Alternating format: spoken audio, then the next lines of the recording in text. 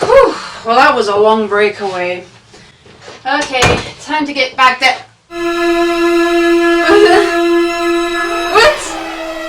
What?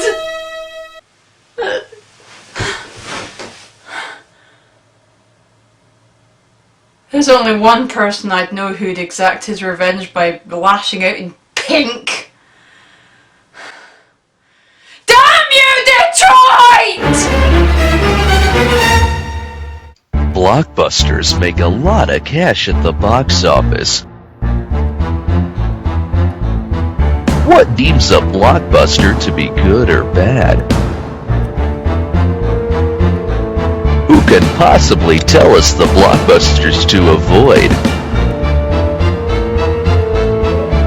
Let me tell you of such a person who can. Her name, the Blockbuster Chick.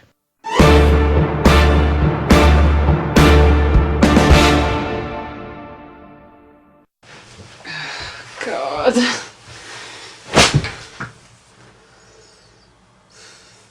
Oh! Hi everybody, I'm the Blockbuster Chick, bringing you the movies you love to hate. You know, not even this can detract from the fact that I really fucking hate today's movie. Yes. As we discovered last time, today's movie I'm looking at is the Steven Spielberg hit... I really can't believe I just said that. The movie that told everybody to run... Should have been out of the theatre! Minority Report, starring the infamous nutjob himself, Tom Cruise. Now, as we've established from previous movies I've watched, I'm not a big lover of science fiction films. The odd sci-fi does grab my attention, but they're not exactly my favourite choices to watch. But when I saw the trailer for this movie years ago, I was intrigued. Finally, I thought, a new concept that actually made a sci-fi movie not only sound intriguing, but possibly enjoyable. Boy, was I wrong. Want to know why? Let's take a closer look. So our first image of the movie is the first of many sequences that will be seen throughout, known as pre-crimes. Just to explain quickly, the concept here is that in the year 2054, there's a specialist experimental department of the Washington DC police force known as the Pre-Crime Department. They use a group of mutated humans with precognitive abilities, also known as precogs, who can see into the future and are able to help prevent murders from happening. Because of this system, the city has been murder-free for 6 years when it was first introduced. Can you already see where this is going? Well, sit back and relax, guys, because you get to live with that moment for the next 2 hours and 20 minutes that are left here. So, after our introduction to pre-crimes and a rather odd piece of equipment that looks as though it was constructed by Marvin the Martian, we get our first glimpse at our main protagonist, Captain John Anderton, played by Cruise, who is the chief of the pre-crime department. He's given details of the pre-crime we just witnessed, so he dives right in to try and find the future murderer. Oh, and believe me, I have a lot to say just about that little statement right there. Alright, Howard Marks. Where are you? I show 8 Howard Marks in the district, sorting by race and age. It's the year 2054. And they still don't have facial recognition facilities available. I mean, for God's sakes, the guy's face is on the screen right in front of you. Look up his passport, find out his address, and there you go. During the hunt for this pre-crime, the team are visited by an auditor by the name of Danny Whitware, played by Colin feckin' Farrell. Do I really need to play a clip? Ah, feck it, go right ahead. Fucking. He swears a lot, doesn't he? As the pre-crime system is poised to go out nationwide, Whitware is here to audit the system. Eventually, Anderton and the team discover where the pre-crime is going to take place, and they head out to stop the future killer. Mr. Marks, by mandate of the District of Columbia Pre-Crime Division, I'm placing you under arrest for the future murder of Sarah Marks and Donald Dubin that was to take place today. Oh, Anderton, yeah, you want to come here just a second, just a sec. Okay. Why are you making up new laws for arresting this man? He's not guilty of the future murder of his wife. Oh, no. Because he's guilty of a crime that already exists. It's called attempted murder, you twat! Now this is where I start to get really pissed. I appreciate the idea of pre-crimes, I really do. But now the whole premise of this movie has gone down the toilet with the idea that these so-called future murderers are arrested under an entirely new law when a crime already exists for what this man was about to do. We are arresting individuals who have broken no law. But they will. The commission of the crime itself is absolute metaphysics. The precogs see the future and they're never wrong. He didn't kill anybody. You're talking about predetermination, which happens all the time.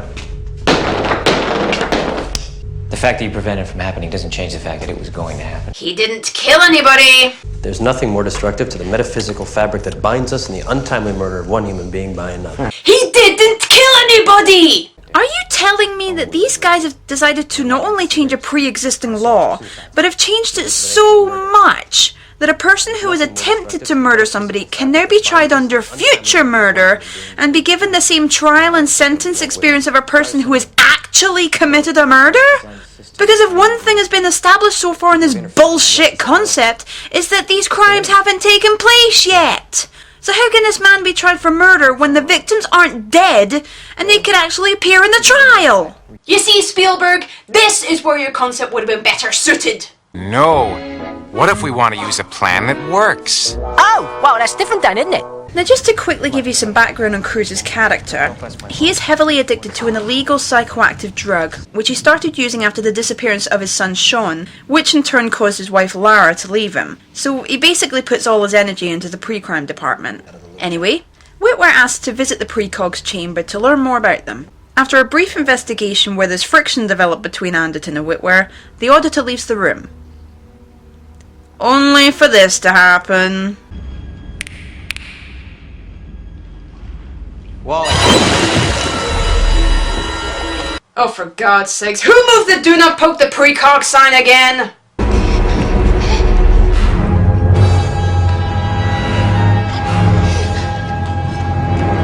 So Anderton's seen the vision that Agatha just saw, wants to try and solve this mystery, so goes into the Department of Containment. Yes, as you've noticed, they tend to create fancy new names for places like this prison! Him and the sentry Gideon dive right into the records of the prisoners and stumble across information about the case, which he then takes away to investigate some more. When he returns to the pre-crime department, this happens. Anderton, what is this that I'm seeing? I'm confused about... Okay, recycled clip to use here. Okay, right, there we go. Just loading it up, and... What? You're welcome. So, Anderton becomes a suspect in a future murder.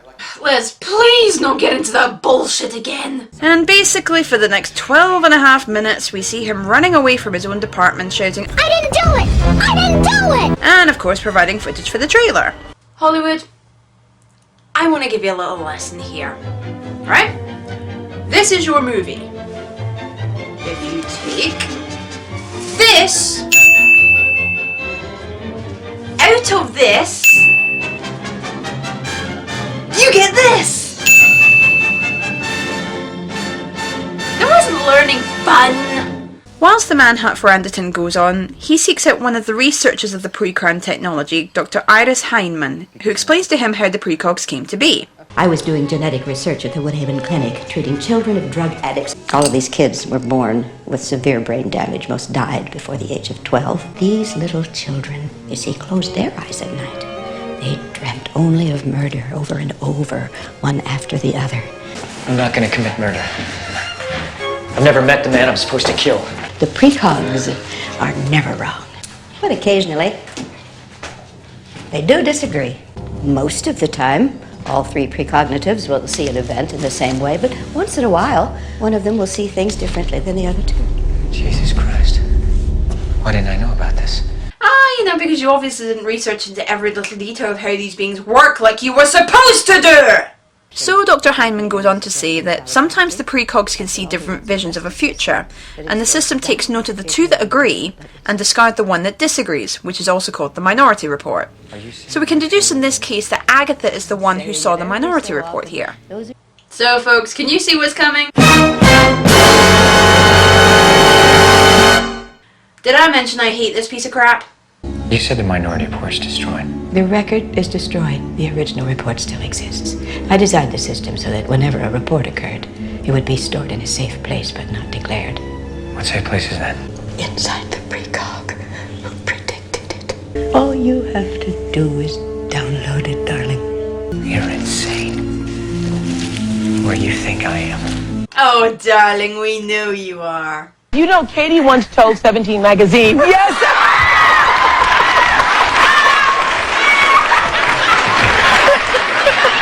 The boy is gone. The boy is gone. So Anderton realizes to get back to the department and get hold of Agatha, he needs to avoid detection by the optical recognition system. So once again, I think you can all determine what happens here, so there's really no need for me to show you the clip. Because for one thing, this scene really grosses the hell out of me. Hey, does anyone want to get some lunch? All those in favor say aye. How much did I love the king and I? Me too. Alright already! Enough.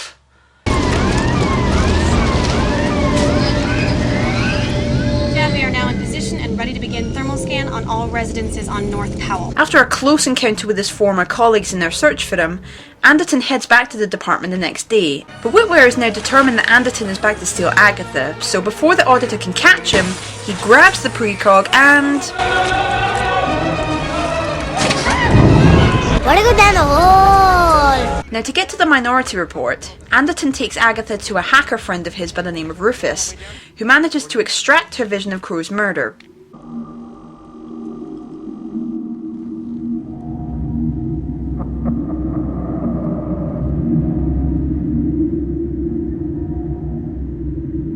I know this already. Come on, move on. Goodbye, Crow.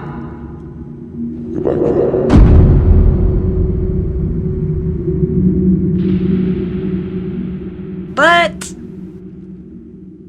What happened? I don't know. What happened? Where's the rest of it? I guess that's all of it. upon seeing there's no other footage, we realise that there is no Minority Report for this case, as the precogs must have all seen the vision. Soon after, Agatha shows the vision of the murder of Anne Lively from before, but they are interrupted when they see the pre-crime team are coming close. Can you see the umbrella? Take it. Take it!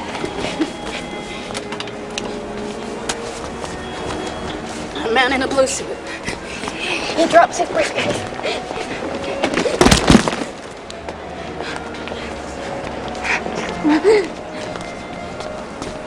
You see a woman in a brown dress. Look, she knows your face. Turn in here.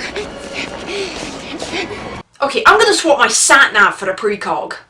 After narrowly escaping his former teammates, Anderton sees something from Agatha's vision of Crow's murder and figures out where he is. So they go...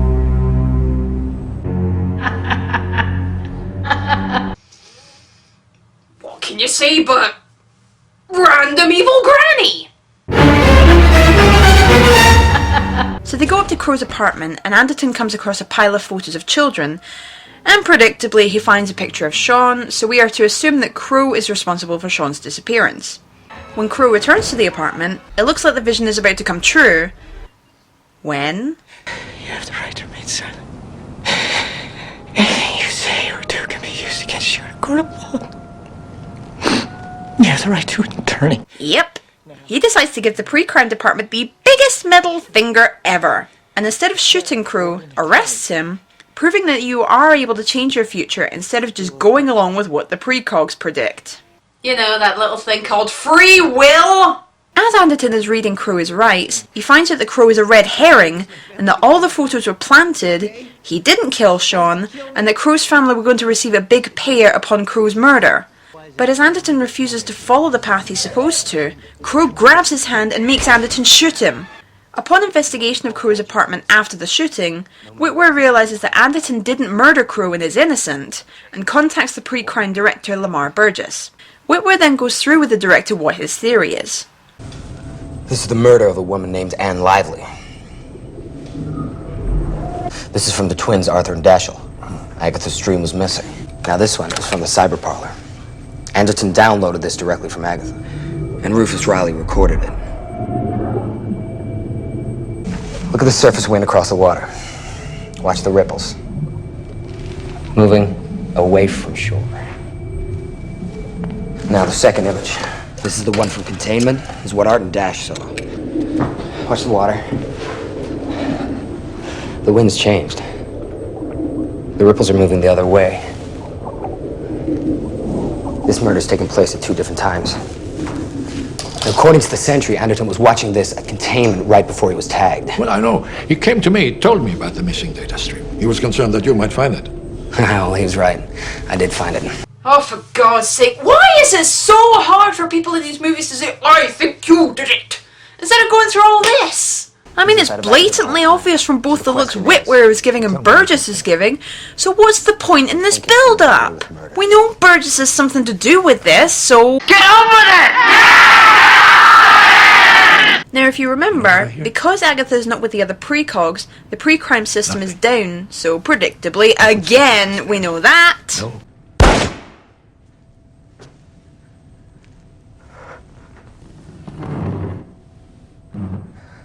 Seriously, Hollywood, get better writers! Now on the run, Anderton and the precog take refuge with his ex-wife Lara, who in turn contacts Burgess to advise him that Anderton has shown up. And she, of course, believes Whitware is behind all this and trusts Burgess completely, so he makes his way over to her house. Anyway, Anderton finally figures out who Anne Lively is and goes to speak to Agatha. Agatha. Just tell me. Who killed your mother? Who killed Anne Lively? And soon after this, Agatha realises Burgess is on his way, so calmly tells Anderton to Jeez!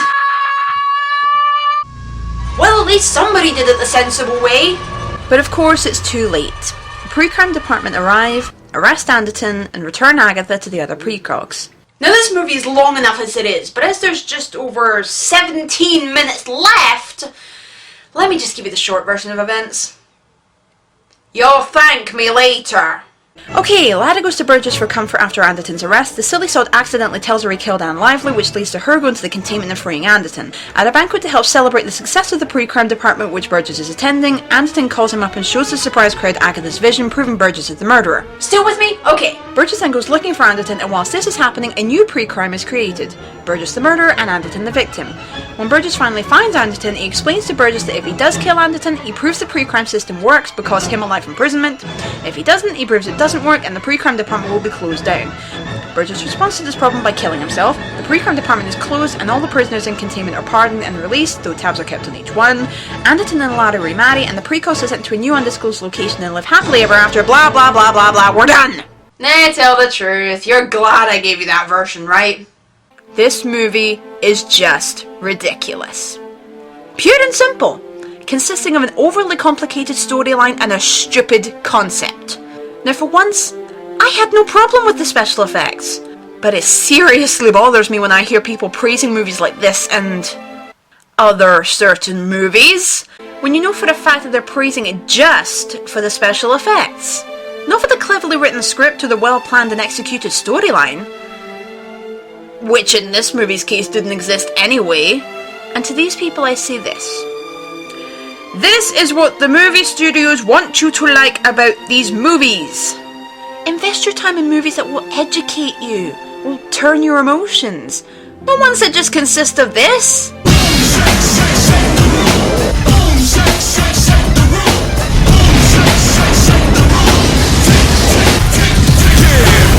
But I am so happy that I finished this movie that I will welcome anything that is sent my... God.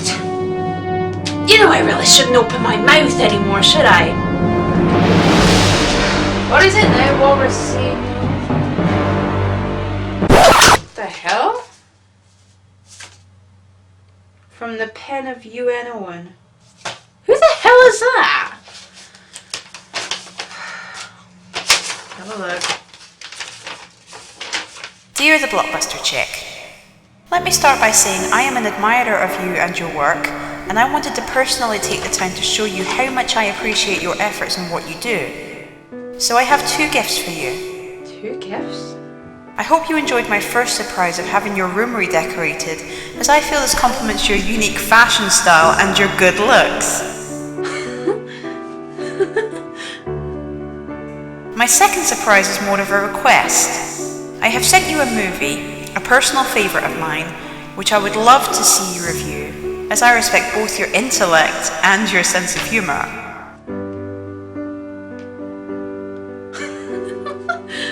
I look forward to seeing more of you in the future. Your fan, UN Owen. Wow! You know, it's so nice and refreshing at last to find somebody who enjoys my thoughts on the movies I've seen. Well, I guess next time we'll be watching Australia. See you next time, guys. Well, it only took me 2 years to get a fan. Oh well.